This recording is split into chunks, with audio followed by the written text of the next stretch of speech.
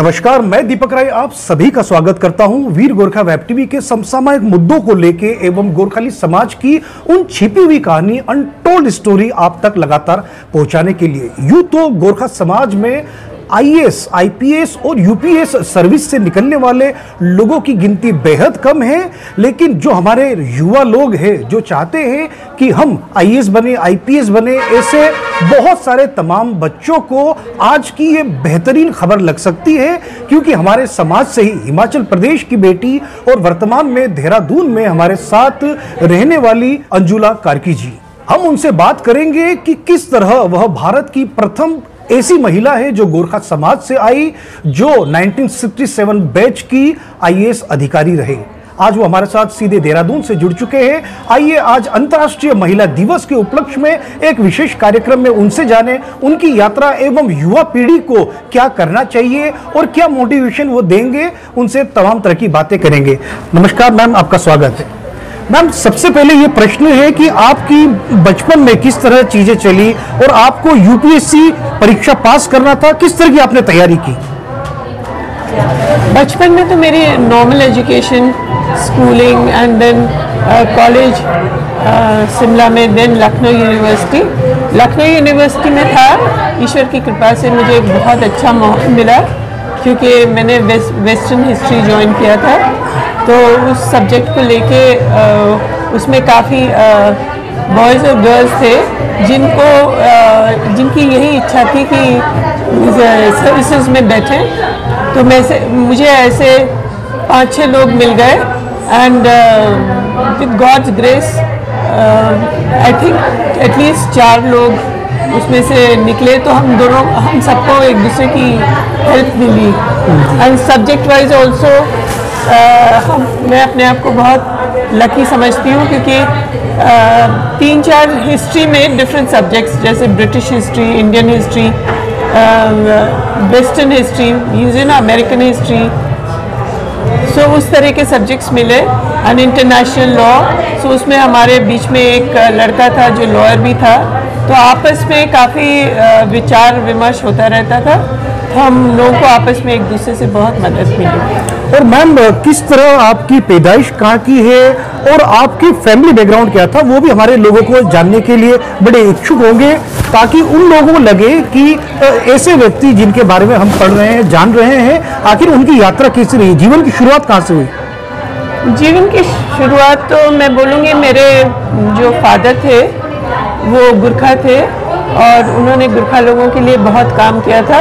वो general secretary रहे थे Gurkha ex serviceman welfare association के, all India Gurkha ex serviceman के, और वो रेलवेज में नौकरी करते थे। तो साधारण मध्य वर्गीय परिवार था और मेरी माँ कुमाऊनी थी और पर उनका एक बहुत प्रतिभाशाली व्यक्तित्व था जो हर एक को अपने ओर आकर्षित करता था। तो मैं बहुत अपने आप को किस्मत वाली समझती हूँ कि मुझे ऐसे पेरेंट्स मिले जिन्होंने मुझे बहुत प्रोत्साहित किया, क्योंकि मेरे पिताजी ने भी बहुत काम किया और मेरी माँ ने भी बहुत काम किया लोगों के लिए। मैम, जिस तरह से हिमाचल प्रदेश की माटी में क्या खास वजह है कि शिक्षा को खास करके वहाँ के वो लड़के हो लड़की हो जो बच्चे हैं वो विशेष तौर से फोकस रहते हैं। आमतौर में अगर इंडिया में पूरा देखा जाए तो हिमाचल प्रदेश के बच्चे पढ़ने में काफी बेहतरीन निकलते हैं। इसके पीछे क्या वजह है कि घर वालों का सपोर्ट है या एक ललक रहता है बच्चों को मन में? बच्चों के मन में तो एक ललक रहता है, पर यह है कि हिमाचल का वातावरण बहुत ही उत्तम है, बहुत ही सादगी है वातावरण में और बहुत शांति है। तो और अच्छे पढ़ाई के लिए अच्छे स्कूल और कॉलेजेस हैं जिससे बच्चे बहुत प्रोत्साहित होते हैं। और मैम, जिस तरह से हम देखते हैं अधिकतर कई बार ऐसा देखने को मिला है कि हमारे समाज में बड़े रैंक तक पहुंचने के लिए एक बहुत बड़ा एक बैरियर है। हम लोग कहीं ना कहीं दिमाग के एक ठिकाने में कैद है कि हम लोग ज्यादा ऊपर नहीं जा सकते। 1967 मैम, आज से लगभग 50 या लगभग 55 साल पहले आपने जब यूपीएससी की परीक्षा की तैयारी की तो क्या सामाजिक दिक्कतें आई और किस तरह का मन में आपने हौसला पैदा किया? नहीं, सामाजिक दिक्कतें तो बिल्कुल नहीं थी, पर एक ऐसा भी वातावरण था जो मैं अपनी मासी के साथ कुछ महीने रही जब मैं लखनऊ यूनिवर्सिटी जाती थी। तो मेरे मौसा जी जो थे वो आईएएस में थे, वो होम सेक्रेटरी रिटायर हुए थे। तो उस तरह से मेरे को प्रेरणा मिली और ये अपने संगी साथियों का बहुत साथ था जो सब काफ़ी इच्छुक थे सर्विसेज में आने में, और उनमें से सब सक्सेसफुल रहे। और मैम, एक आईएएस के तौर पे आपकी यात्रा कैसी रही? आपने कैसे कौन से रैंक तक पहुंचे और कहाँ किस डिपार्टमेंट में आपने अपनी सेवा दी? शुरुआत में तो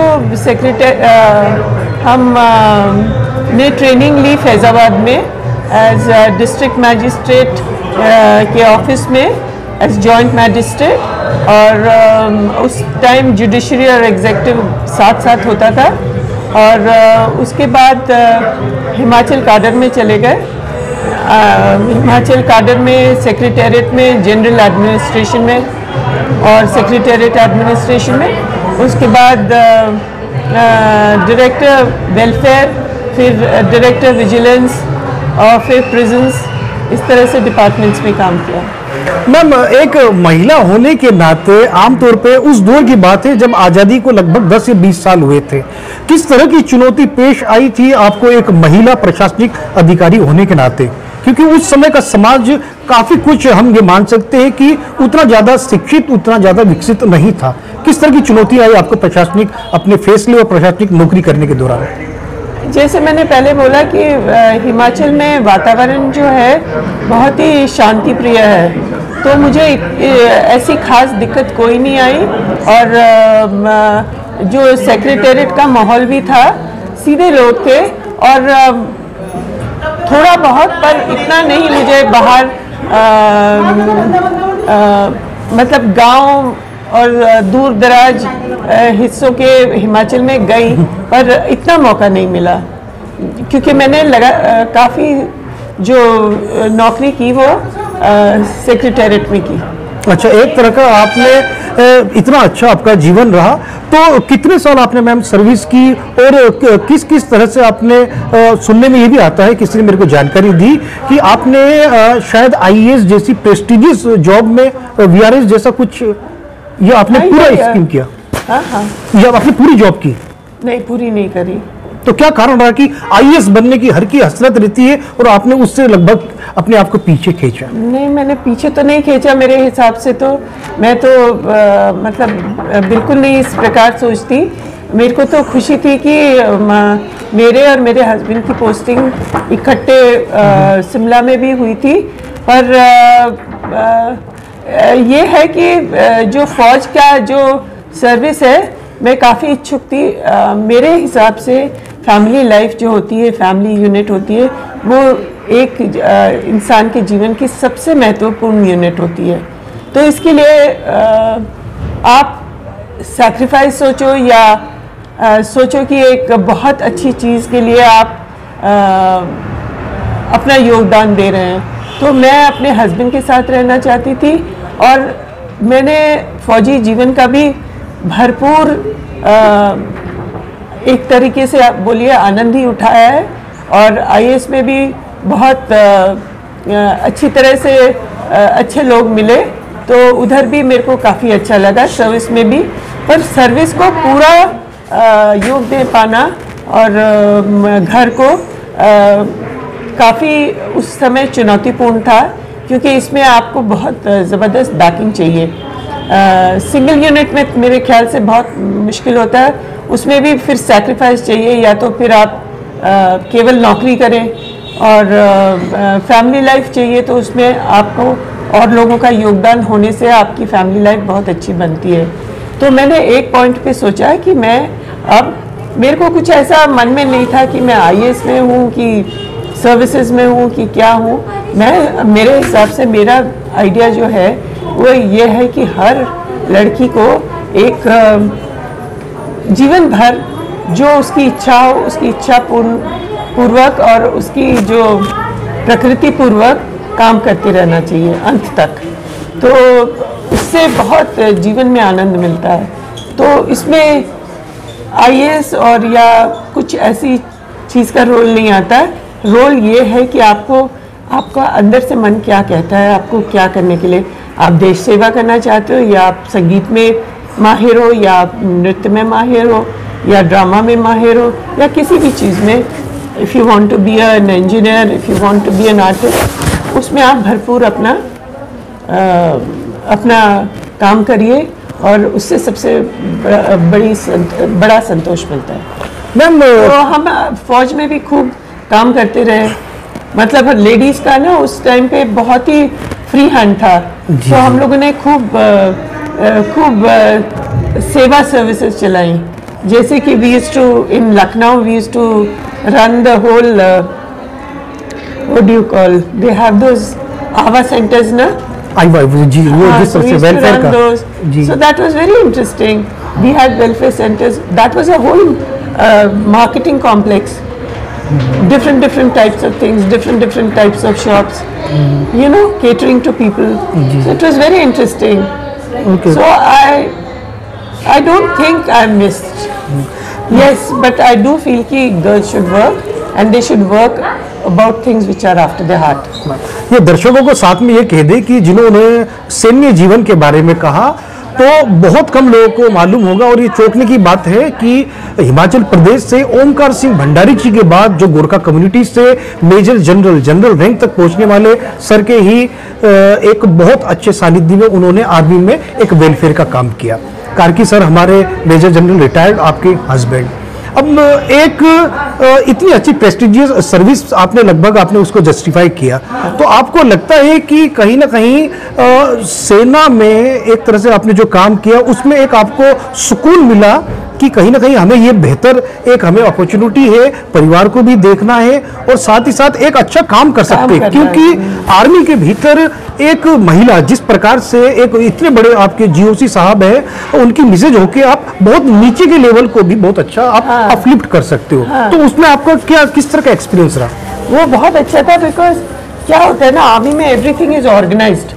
मैंने like JCOs, ORs, their home, their living conditions, their education, everything is very organized. There are welfare centers. So we used to work in the welfare centers also, and through AVA later on, because AVA became a very strong organization. So we used to have our regular meetings and we were given our work. We used to do regular inspections. We used to look after the welfare centers. You know, at that time they used to teach the ladies a lot of things. They used to teach computers also. We had a computer center in CME. I mean, you know, they used to teach ladies all the stitching and everything. So you name it, vocational guidance. So that it was very, I think the field was, I give equal credit to both Army and IAS. Because IAS is different, Army is different, but in Army it was very organized. बिल्कुल ma'am. And IAS, I mean, you know, it's marvelous. But ये है कि because now I'm in touch with a lot of, mainly through WhatsApp group, I've come to know, and we had get together also recently. So they've done so well, and their intellectual level is very interesting. Okay ma'am. ये दर्शकों को हम बता दें कि madam ने हमें केवल 10 से 15 मिनट का समय दिया था। एक व्यस्त कार्यक्रम के दौरान हमने मैडम से काफ़ी अनुरोध किया। अंत में मैडम, एक बहुत बड़ा जो क्वेरी मेरे को आता है, देश भर के गोरखाली समाज ही नहीं, जो ऐसी युवतियां हैं, जो ऐसे युवक हैं जो मार्गदर्शन चाहते हैं आपसे, प्रशासनिक नौकरी में किस तरह जाए, तो उनसे अगर आप 1 to 1 कुछ कहना चाहें कि किस तरह की तैयारी करनी चाहिए और किस तरह का मानसिक रूप से आपको संतुलित होने की जरूरत है। हाँ, बहुत इम्पोर्टेंट है मानसिक रूप से संतुलित रहना, पर give it all your all, I mean do well in your studies and then you know be open to everything, because now the world is changing so fast and you know recently I'm not in touch with all the subjects that you have to appear in and things like that in the IAS. In our times it was very different, it was very, very simple. Now things are a lot different. And the world is so different, so you have to be up and about in everything. Like it is a digital world now. Yeah. So you have to be digital savvy. You know, because that will have, everything is online. You know, it is so totally so different from our world.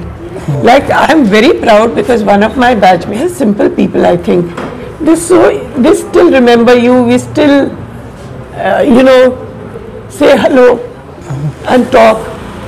So it's nice to be, and you know, their world is much bigger than what it has been for me. So very obvious. मतलब एक और प्रश्न दिमाग में मेरे को था, अंतिम में आखिरी में एक और चीज जोड़ूंगा मैम। अंत में एक प्रश्न आपसे ये पूछना था कि देखिए घर परिवार के लोगों का भी सपोर्ट बहुत जरूरी है, जिस तरह आपको मार्गदर्शन दिया। तो जो प्रोग्राम देख रहे हैं केवल युवा नहीं, केवल हमारे बच्चे होनहार नहीं, उनके परिवार के लोगों को भी क्या मैसेज देंगे? कई बार हम लोगों को कहा जाता है कि अरे तू कलेक्टर बनेगा, अरे नहीं अपने लेवल में देखो। तो ऐसे परिवार के लोगों को क्या संदेश देंगे? देखिए ये जो जीवन है ये ईश्वर की देन है। सबसे पहले तो आप ये जानिए, इसमें परिवार, माता पिता का बहुत बड़ा योगदान होता है, क्योंकि वही अपने बच्चे को सबसे अधिक रूप से प्रोत्साहित कर सकते हैं। सो अपने बच्चे को खूब इनकरेज करिए पढ़ने लिखने के लिए, and to be aware and to be able to live in this world, और कूद पड़िए। और कोई हेजिटेशन की जरूरत नहीं है इसमें, ना ऊंच ना नीच, इसमें काबिलियत की जरूरत है। बिल्कुल बिल्कुल मैम, आपने हमें समय दिया और हमारे बच्चों को ये इतना अच्छा आपको एक अंतर्वार्ता के रूप में हमने प्रस्तुत किया। हम चाहेंगे कि जो कोई व्यक्ति, सिंगल व्यक्ति भी देख रहा है तो इस खबर को ज्यादा से ज्यादा शेयर करे, ताकि जो एस्पिरेंट लोग हैं यूपीएससी क्रैक करने के लिए कोशिश कर रहे हैं उन तक ये मैसेज जाए, उनको भी एक कंफर्ट जोन मिले कि हमारे समाज से इस तरह से बहुत सालों पहले भी इस तरह की सेवाओं में हम जा चुके, हमने क्लियर किया है। एक उनको मानसिक रूप से रिलैक्स मिले कि उन्होंने किया हम भी कर सकते। इसी उद्देश्य के साथ वीर गोरखा वेब टीवी ऐसे ही प्रशासनिक अधिकारियों से लगातार आपको रूबरू करवाता रहेगा। मैडम आपका बहुत बहुत धन्यवाद।